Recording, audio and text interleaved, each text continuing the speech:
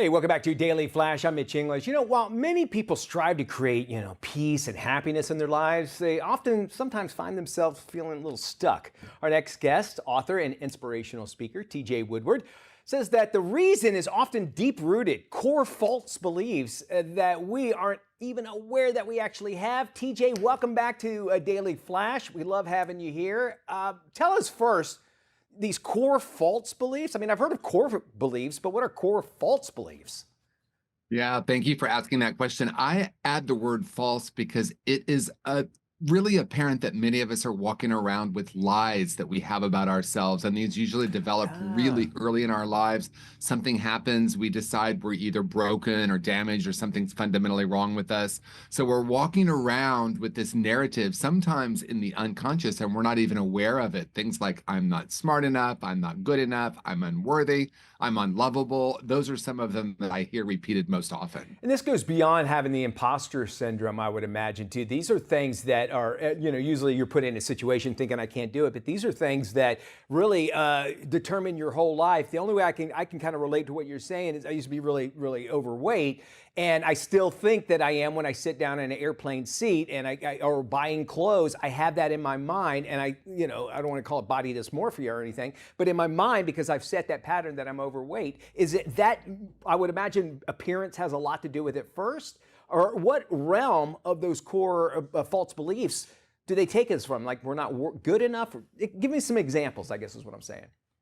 Yeah, absolutely. And again, usually these happen when we're really young and our brains aren't even developed enough to understand what's happening. So something that might seem really insignificant to one Okay, person can be a major moment for someone.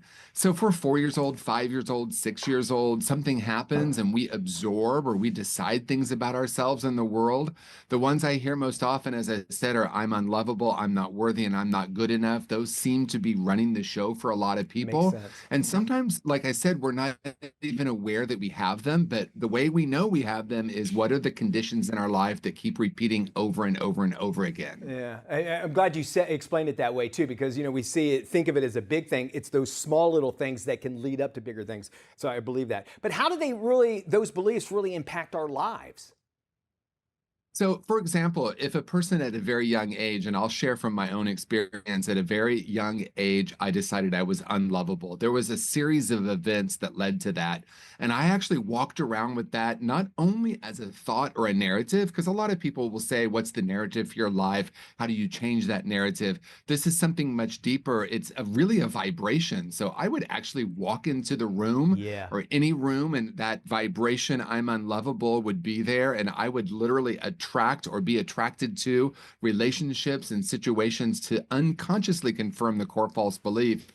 And as Carl Jung says, until we make the unconscious conscious, it will direct our life and we will call it fate. wow, yeah, that makes complete sense when you say that. And even with people like Tej, oh my gosh, you're a great guy, you're wonderful. Yeah, you don't believe it. Yet everybody in the world can tell you that, and you still don't believe it. It's so weird. So we need to know, how do we overcome these false beliefs? Well, we overcome them first by being aware that they're Oh, there. sure. As we've already said, a lot of us aren't even aware that they're happening. So we look at the conditions that keep repeating in the time of difficulty. What's that inner dialogue that gives us an insight or a window into these core false beliefs? And I think the way we don't work with them, just as you so perfectly said, is from the outside in. In other words, no one could have told me, oh, you're absolutely lovable. As a matter of fact, if someone would say that, I would actually resist that. We have to go back to the point of origin. And it doesn't mean that all of us will remember there was that one day in kindergarten this happened, but we go back to when we're younger and allow ourselves to start feeling that which didn't get felt Uh huh. through whatever traumatic experiences we've had, allowing ourselves to feel that, we can actually go back and in some ways almost change the past. Okay, and is that kind of like what you also discussed, which is authentic living, and that will help create or cultivate even new truths out of it? Yes, because if it's in the unconscious or the subconscious and we're not aware of it, it's running the Okay. show.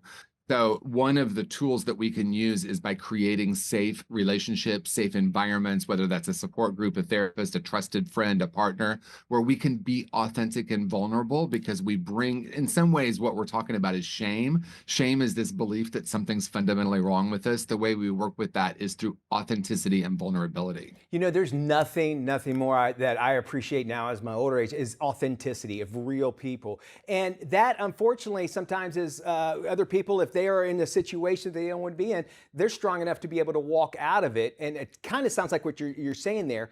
But to me, like if I walked away, I'd feel like I'm going to be losing something. But on the same token, I would actually be gaining something. It seems like we mainly deal with like our relationships and who we're with and are they feeding that. Are you seeing that as well?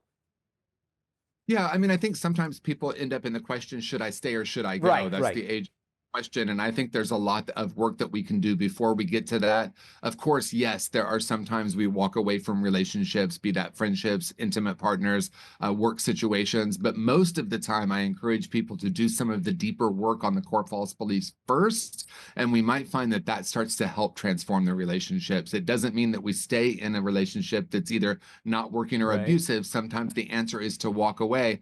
A lot of people stop there. Oh, I just need to get rid of this toxic relationship. That's very popular in our culture now.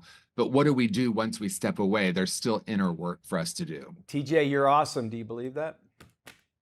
I do believe that today. And there was a time I would have said, oh, no, no, no, See, no. False humility, right? Like, let me stay really small. Sometimes I think the greatest thing for ourselves in the world is to be big and to be proud of who and what we are. Well, we're proud to have you on. Hope to have you back. I'm sure we will. And folks, you need to check out more of this information because really it does start with you and your life will completely change. And if you want to find out more information, check out tjwoodward.com. Don't worry, we'll have a link on our website as well as this entire video. Stick around. More Flash